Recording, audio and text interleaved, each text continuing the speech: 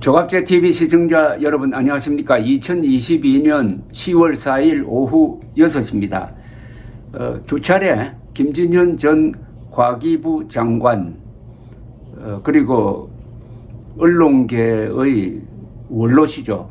문화일보 회장도 하셨고 한국경제신문 회장도 하시고 동아일보 논설위원도 하신, 그리고 연세가 80을 넘기신 그야말로 한국 사회의 여러 측면을 관찰하신 김진현 전 장관의 회고록, 대한민국 성찰의 기록이란 이 회고록에 담겨 있는 아주 재미있는 에피소드를 두 차례 소개를 해드렸는데, 이번에는 좀 충격적인 내용을 소개해 드리려고 합니다.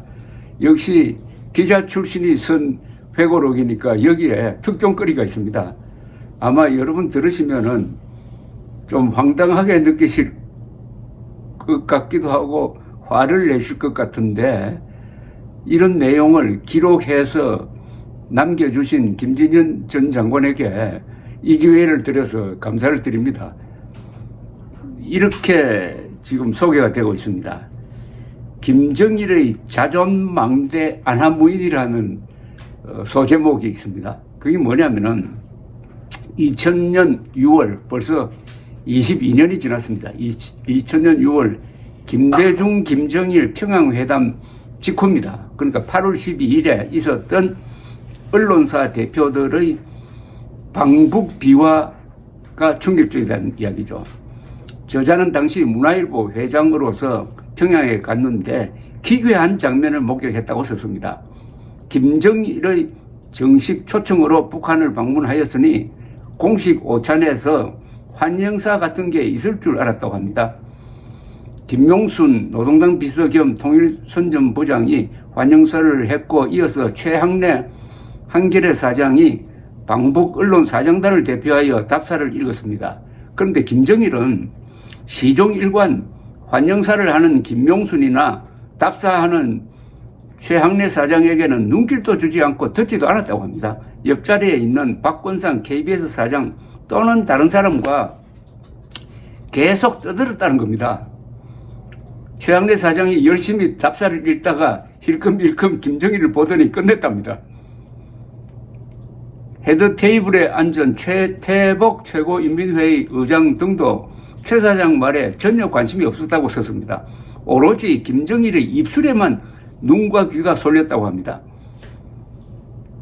김진현 장관 옆자리에 있는 강릉수에게 김 장관이 말을 걸어도 눈도 안 주고 근성으로 네네 할 뿐, 그것 또한 김정일 입술만 보고 있었다고 썼습니다. 최 사장은 역사적 기록이라 생각해서 새벽까지 답사 원고를 다듬었는데 하며 아쉬움을 토로했다고 김 전 장관이 적었습니다. 그러면서 이런 평을 썼습니다. 안하무인 자존망대의 극치였다. 김정일의 행태를 가까이 보니까 안하무인이고 자존망대의 극치였다는 겁니다. 그런데 방북언론사 대표단은 8월 12일 낮 12시부터 3시 30분까지 평양시 중구 목랑관에서 김정일과 식사를 하고 대화를 나눈 걸로 지금 기사에 적혀 있습니다. 기사를 검색을 해보면 나옵니다. 이 장면이. 박지원 문화관광부 장관과 방북언론사 대표단 56명 전원이 참석했다고 합니다.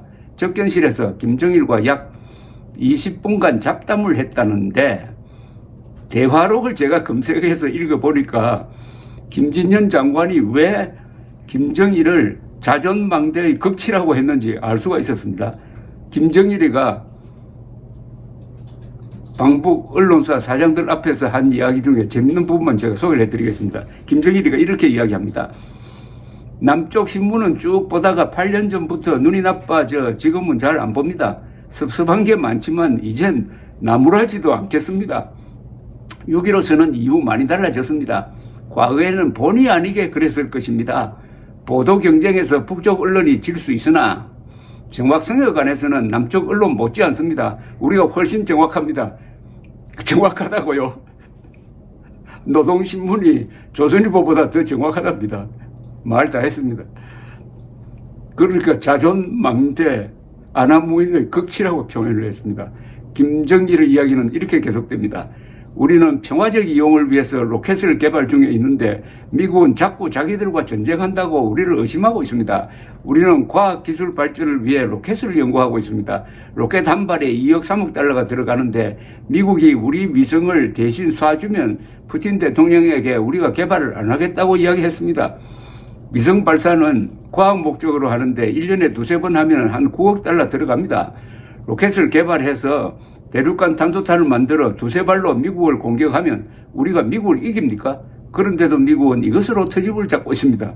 마침 오늘 김정은이가 중거리 미사일을 발사를 했는데 이게 일본 열도를 지나가서 일본에서 지금 발각하고 있습니다. 김정일이가 또 이렇게 거짓말을 합니다.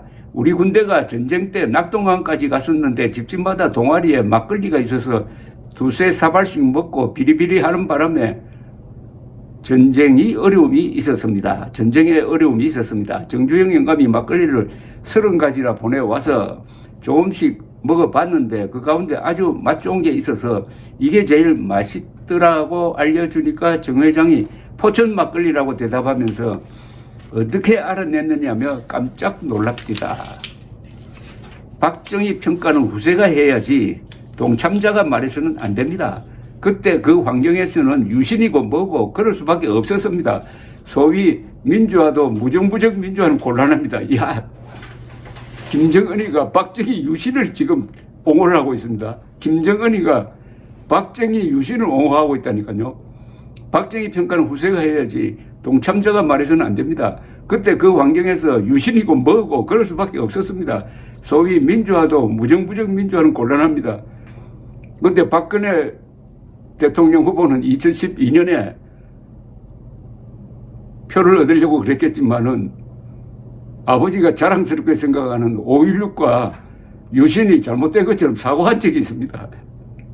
참 이런 코미디가 있을 수가 없네요. 그런데 아마 이 대목은 유신이고 뭐고 그럴 수밖에 없었습니다. 소위 민주화도 무정부적 민주화는 곤란합니다. 그러니까 이 기회에 민주투사가 진짜 뭔지 한번 가려봐야 됩니다. 그런데 간단합니다. 민주투사와 가짜 민주투사를 가려내는 방법 하나 가르쳐 드릴까요?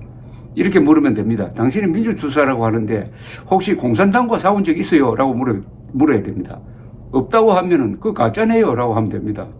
아니 일제와 싸운 적이 없는 사람이 독립투사를 주장할 수가 있습니까? 한국의 민주주의는 공산당과 싸워야 지킬 수 있는데 공산당과 싸운 적이 없는 사람이 민주투사라고 하는 것은 대한민국을 상대로 싸워놓고 민주주의를 위해서 싸웠다고 사기치는 겁니다.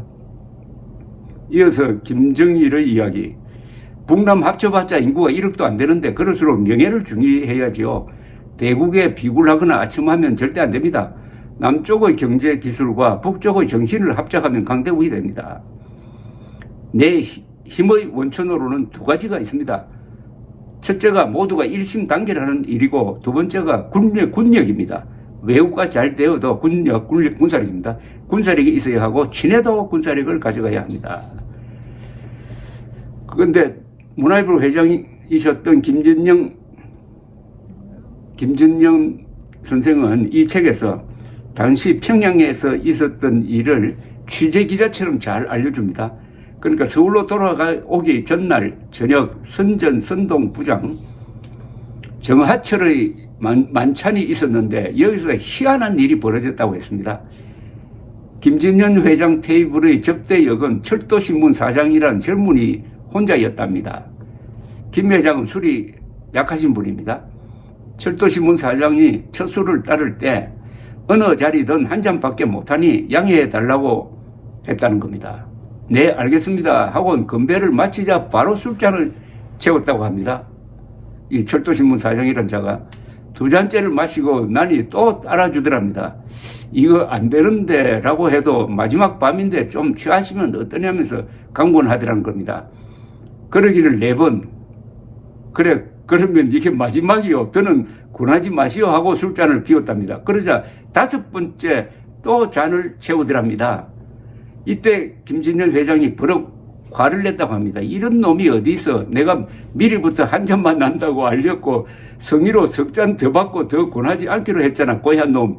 하니까 움찔하고 그 뒤에는 잔을 채우지 않았다고 합니다. 그런데 그 자리에서 모 방송사 사장은 술을 빨리 안 갖고 온다고 북한 종업원을 때려서 코피가 낭자하게 흘렀답니다. 누군지 좀 궁금합니다. 다른 방송사 사장도 만취해가지고 계단에서 뒹구는 등 해서는 안 될 추태가 벌어졌답니다. 술자리는 밤 11시 40분에야 끝났다고 합니다. 우리의 소원은 통일 노래는 한 10번 부르고 몇 분은 북한 노래도 부르고 마이크를 여러 번 잡았다고 했습니다. 그 광경이 상상이 되십니까? 김진현 회장은 돌아온 후에 바로 같이 갔던 그 KBS 박권장 사장으로부터 이게 처음부터 계획된 술 먹이기 공작이었다는 사실을 알았다고 합니다. 박권장 사장은 방북단의 최연장자인데 그해 6월 평양회담 때도 참가했었습니다. 그런데 방송사 사장단 환송 만찬 그날 저녁 몸이 좀 불편해가지고 불참하려다가 마지막 만찬이라서 참석을 했답니다. 만찬이 길어지자 중간에 숙소로 돌아가겠다고 하니까 북측이 당황을 하더라고 합니다. 그들은 급하게 만찬장 옆 빈방 책상 위에 박권상 사장을 눕혀놓고 만찬이 끝나기를 박 사장은 기다렸습니다. 그런데 그 옆방이 바로 술을 강군하는 선동 공작팀의 방이었답니다. 조용히 누워서 있으니 옆방에서 무슨 소리가 들렸다고 합니다. 박권상 사장이 주의 깊게 들어보니까 공작 지휘부에서 각 테이블에 술 강권 지시를 내리는 소리였답니다. 이런 식이었답니다. A 테이블 김 사장 걔 몇 잔 먹었어? 10잔 안 돼 임마. 20잔은 먹여야지. 10잔이 뭐야? 이런 식으로 이야기하는 걸 옆에서 들었다는 겁니다. 이렇게 썼습니다. 김진현 전 장관이 그때는 문화일보 회장입니다. 많은 남쪽 방문자들의 말 못할 이야기들이 많이 있었을 것이다. 명색이 김정일 초청에다가 그가 최고로 믿는다는 박지원을 포함한 56명의 귀한 손님에게도 이르니 얼마나 많은 추태와 약점들이 잡혔을까. 그리고 북은 이를 얼마나 이용했을까. 이거 의미심장한 이야기입니다. 얼마나 많은 추태와 약점들이 잡혔을까. 그리고 북은 이를 얼마나 이용했을까. 수년 전에 퇴직한 국정원의 대북 공작관은 저에게 이런 이야기를 틀어놓은 적이 있습니다. 북한에 갔다 온 뒤 갑자기 태도가 바뀌는 이들을 조심해야 합니다. 북한에 혼자 가는 것은 위험합니다. 저들의 공작에 속수무책입니다. 미인계를 쓰는 이유 중 하나는 약점을 잡으면 매수할 필요가 없어서 돈이 안 든다는 점 때문이죠.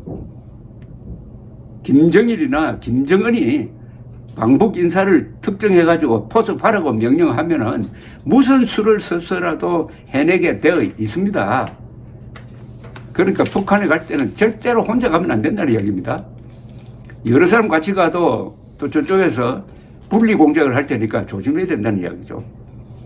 그런데 소련의 KGB와 동독 정보기관이 서방 정치인 등을 상대로 미인계를 쓴다든지 동성연애 등 약점을 잡아 간첩 요원으로 포섭한 예는 이미 많이 드러나 있습니다. 특히 영국에서는 1950년대에는 동성연애 한 사람은 그 감옥에 넣어버렸습니다. 감옥에.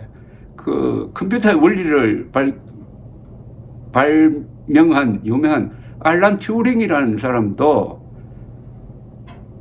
결국은 동성연애로 금거가 돼가지고 감옥에 갈 거냐, 화학적 거세를 할 거냐 하는 선택의 기로에 서 있다가 화학적 거세를 선택했습니다. 그 뒤에 이분이 자살했습니다. 바로 그런 약점을 잘 아는 게요, 소련 공작기관이라는 뜻입니다. 김진현 당시 문화일보 사장은 마지막으로 순환공항을 떠나올 때 동원된 군중을 보면서 인간적으로 불쌍하다는 생각이 들어 눈물이 났다고 적었습니다. 땡볕에서 2시간 40분 동안 서서 기다리고 있었는데 특히 6살 꽃다발 소녀가 조국 통일을 외치며 눈물을 흘리는 모습을 보면서 어떻게 인간을 이렇게 만들어 놓았느냐, 북녘 내 동포가 너무 불쌍했다고 했습니다.